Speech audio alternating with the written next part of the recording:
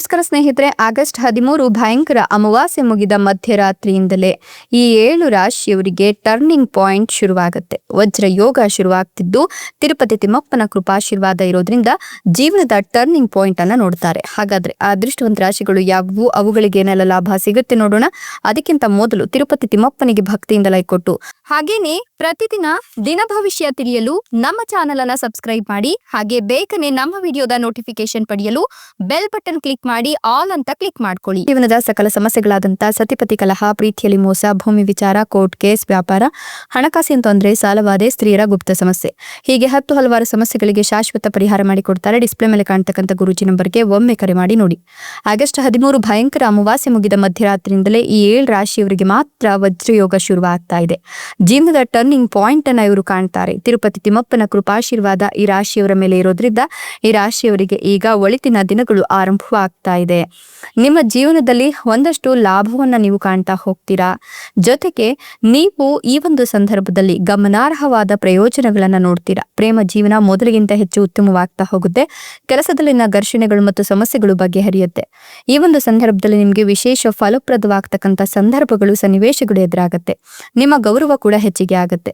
ನೀವು ಹೊಸ ಯೋಜನೆಯತ್ತ ಆಕರ್ಷಿತರಾಗ್ತೀರಾ.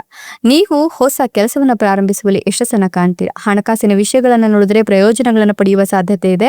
ಕುಟುಂಬದಲ್ಲಿ ಮಹಿಳೆಯಿಂದ ನಿಮಗೆ ಪ್ರಯೋಜನಗಳು ಮತ್ತೆ ಬೆಂಬಲಗಳು ಕೂಡ ಸಿಗ್ತಕ್ಕಂಥ ಸಾಧ್ಯತೆ ಇದೆ ಅಂತ ಹೇಳಲಾಗ್ತಿದೆ.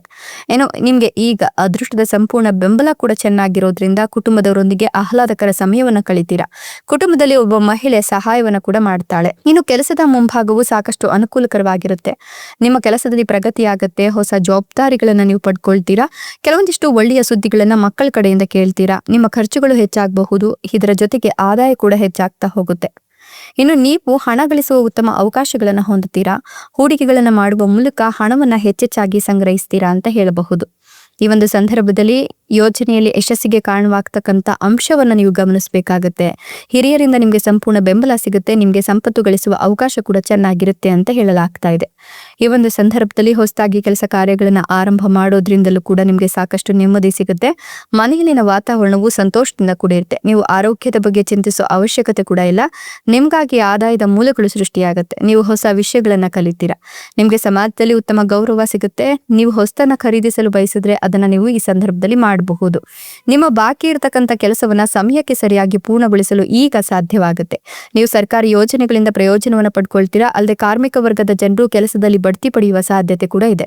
ನಿಮ್ಮ ವ್ಯವಹಾರದ ಉತ್ತಮ ವಿಸ್ತರಣೆಯನ್ನ ನೀವು ನೋಡ್ತೀರಾ. ನೀವು ಕೆಲವು ಹೊಸ ಜನರನ್ನ ಭೇಟಿ ಆಗ್ತೀರಾ. ನೀವು ಕೈಗೊಂಡ ಕೆಲಸವು ಸರಾಗವಾಗಿ ಪೂರ್ಣಗೊಳ್ಳುತ್ತೆ ಅಂತ ಹೇಳಲಾಗ್ತಿದೆ. ಸಕಾರಾತ್ಮಕ ಮನೋಭಾವವನ್ನ ನೋಡ್ತೀರಾ. ನಿಮ್ಮ ಕಠಿಣ ಪರಿಶ್ರಮವು ನಿಮಗೆ ಉತ್ತಮ ಪ್ರಗತಿಯನ್ನ ತಂದುಕೊಡುತ್ತೆ ಅಂತ ಹೇಳಲಾಗ್ತಾ ಇದೆ. ಮುಂದಿನ ದಿನಗಳಲ್ಲಿ ಮದುವೆ ಆಗಿಲ್ಲ ಅನ್ನೋರಿಗೆ ಉತ್ತಮ ವಧುವರರ ಒಂದು ಅನ್ವೇಷಣೆಯಲ್ಲಿ ತೊಡಗತಕ್ಕಂಥ ಕಾಲ ಸನ್ನಿಹಿತವಾಗ್ತಾ ಇದ್ದು ಅದೃಷ್ಟದ ಸಂಪೂರ್ಣ ಬೆಂಬಲ ಕೂಡ ನಿಮ್ಮ ಮೇಲೆ ಇದೆ. ಹಣಕಾಸಿನ ವಿಷಯಗಳು ಸಹ ಸುಧಾರಿಸುತ್ತೆ. ಹೂಡಿಕೆಗೆ ಸಂಬಂಧಿಸಿದ ನಿರ್ಧಾರಗಳನ್ನು ಬುದ್ಧಿವಂತಿಕೆಯಿಂದ ತೆಗೆದುಕೊಳ್ಳುವ ಮೂಲಕ ನೀವು ಪ್ರಯೋಜನಗಳನ್ನು ಪಡ್ಕೊಳ್ತೀರಾ. ಕುಟುಂಬದ ಸೌಕರ್ಯಗಳು ಕೂಡ ಹೆಚ್ಚಾಗುತ್ತೆ. ಇಷ್ಟೆಲ್ಲ ಲಾಭ ಮತ್ತು ಅದೃಷ್ಟವನ್ನು ಪಡಿತಿರ್ತಕ್ಕಂಥ ಆ ಅದೃಷ್ಟವಂತ 7 ರಾಶಿಗಳು ಯಾವುವು ಅಂತಂದ್ರೆ ಧನು ರಾಶಿ, ಮೀನ ರಾಶಿ, ವೃಶ್ಚಿಕ ರಾಶಿ, ಮೇಷ ರಾಶಿ, ವೃಷಭ ರಾಶಿ, ಕುಂಭ ರಾಶಿ, ಕನ್ಯಾ ರಾಶಿ. ಇವುಗಳಲ್ಲಿ ನಿಮ್ಮ ರಾಶಿ ಇದ್ದರೂ ಇಲ್ಲದಿದ್ದರೂ ಭಕ್ತಿಯಿಂದ ಓಂ ನಮೋ ತಿರುಪತಿ ತಿಮ್ಮಪ್ಪಾಯ ಅಂತ ಕಮೆಂಟ್ ಮಾಡಿ. ಧನ್ಯವಾದಗಳು.